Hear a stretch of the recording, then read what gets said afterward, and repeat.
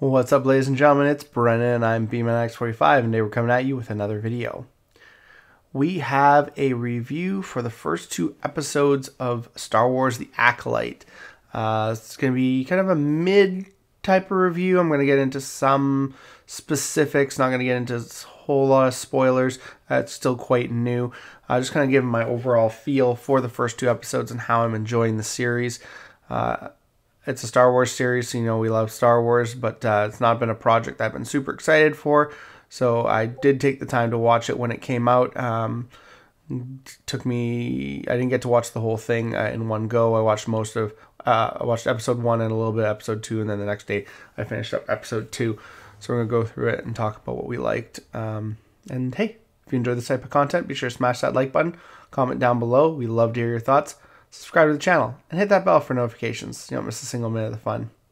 So the Acolyte, Star Wars the Acolyte, is set hundreds of years before the events of the Phantom Menace, when there's supposed to be no Sith around. So, yay, breaking canon. But, oh well. So we have the High Republic era Jedi, which was a Disney addition to the universe. They haven't had a lot of luck with their High Republic stuff, so this is hopefully going to make that a little bit more popular. Story centers around a assassin going after certain Jedi, and then her twin sister, who believes her to be dead, who is no longer part of the Jedi Order, and they're going after her because of the description. They think it's her because no one thinks the sister is still alive. Right in the beginning, you have some pretty great action sequences. I will say that the action sequence was pretty great when she does fight with the Jedi. Still kind of weird that the Jedi's like holding back. The assassin character feels very awkward in a lot of places, like trying to be a bad guy but really not. One of the things it's an assassin, but they'll go up to their targets and be like, "Come at me with everything you have." And it's like, that's not how you kill people, but okay. And so like a lot of, effects and, combat fighting. Some of it feels kind of Matrixy, but some of it looks really well, and the choreography isn't that bad. You get to meet the good sister. So it's twin sisters, so the actress plays both characters. I really like her portrayal of the good sister, Osha. I think she's bubbly and friendly and really good for the role, and I actually quite like her portrayal of the good sister. The bad sister, like I said, just feels kind of awkward, like trying a little bit too hard to be the villain. Yeah, it just feels kind of weird. It feels off. I don't know what it is, but it does kind of feel weird. You have the master of Osha, this guy right here. He is right there. He is probably one of like the best parts of the series. Just amazing actor. Just kind of gives you those Qui-Gon feels. In his, he wants to do the right thing. He is very apprehensive and well thought out, and doesn't just jump to conclusions and stuff like that. He trusts in the people that he's trained, and he cares about them, even though he's not supposed to have attachment, but he cares about them because he was responsible for them, right? He raised these kids, so you can't just raise a kid and just not feel responsible. And not want to hope for the best for them. So it's definitely, I think, is a good look for the character. And so far he's been like just really, really nice to see. All of his scenes have been really good. I feel like this is like a Mace Windu character kind of thing, like just like always kind of like going to be like barking orders at people. So we'll see what happens. I do like the alien there. I'm not sure what kind of alien that is. His current apprentice. This guy just seems kind of pompous, so that's unfortunate. But we'll see what happens. We had the opening episode where they're trying to track down Osha. Things go awry. and they have to find her. In the second episode, they're looking for the assassin, and the assassin's trying to take out its second target. Obviously, there's some kind of thing going on that we don't know about in the background, something terrible that a bunch of Jedi did, and they're just kind of the assassins going after these Jedi, and some of them are just kind of accepting their deaths, or accepting that, you know, they did something wrong. So there's going to be that theme of the Jedi Order, you know, covered something up, and so that's unfortunate, because they're really trying to like make, I think, Jedi the bad guy. There's already some like woke moments in the show, like the twins have two mothers and they're human, so that's always fun. And then there's probably a number of other things that I missed. Like I said, the action is pretty good. The choreography, the battles are pretty good. Like I said, the good sister, I really do like her character portrayal.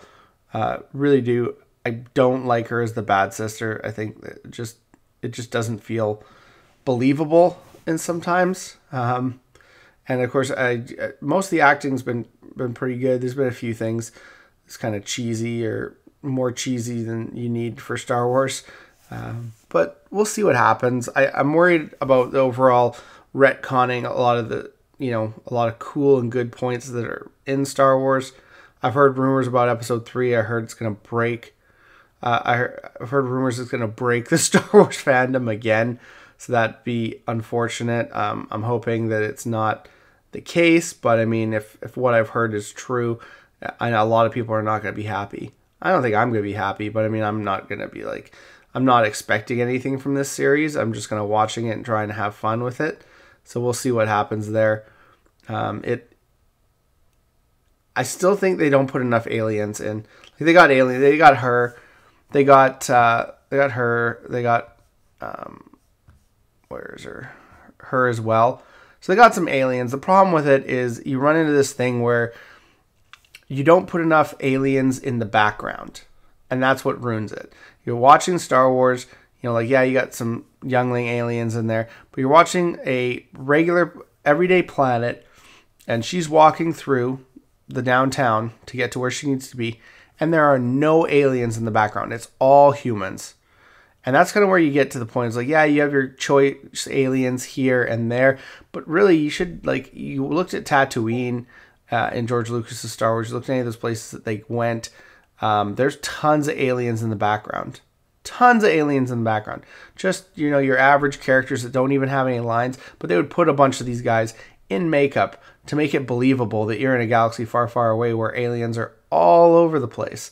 So, I mean, it just kind of, you lose the illusion that you're in a Star Wars property when you're walking through just a regular planet in the galaxy and there's not an alien to be seen in the background.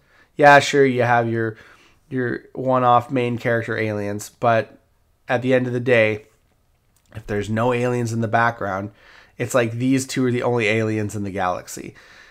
And that's really unfortunate. And I think that that's where it loses a lot of its believability, because it just, you know, it just seems like, oh, well, we spent so much money on the budget for this thing, but we didn't bother to put any extras into costumes so that, you know, it looked like we were in a Star Wars movie. So it just feels like that's where, you know, they try to like do all this stuff, but they forget that the background, the overall aesthetic is just as important. So that's one thing I do have a criticism for.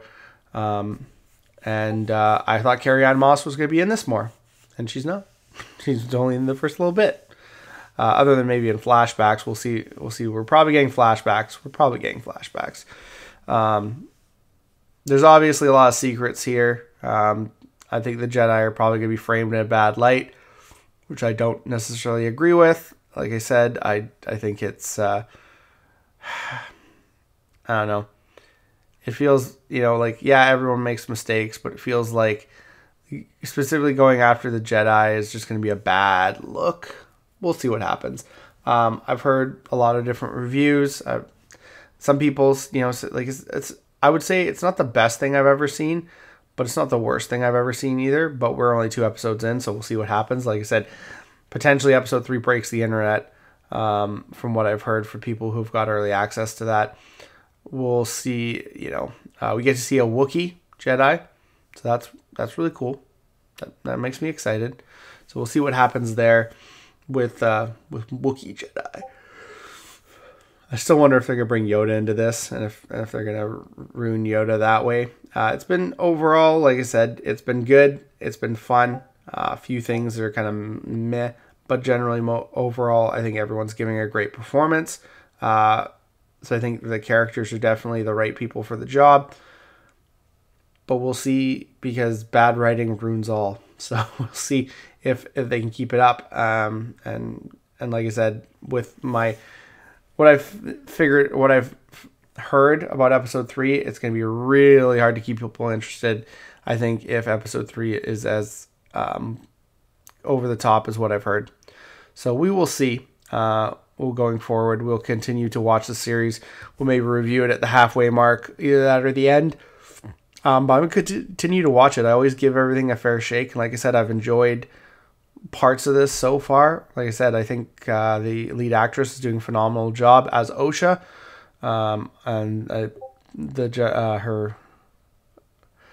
Her master is again really reminiscent of Qui-Gon Jinn, which is like a good point. It'll draw people into the show, and I think that's a good way that they went with that. And we'll just have to see from there where things go.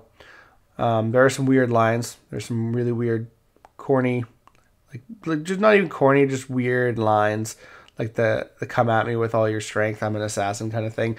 And her master, when you see him, does this big monologue that really doesn't make a lot of sense. But yeah. Evil be evil, so I guess the monologuing doesn't have to make sense all the time. And there's definitely good and evil in this. There's no the whole there. It's not about good or evil. It's about power and who gets to use it. They haven't got to that point yet, but you can definitely see that there's good and evil in this. So good job, guys. Good and evil does exist in Star Wars. Yeah. Anyways, looks like that's all the time we have for this video. Thank you very much for tuning in, and we hope to see you in the next video. As always, have a wonderful day, and that's all for now, folks.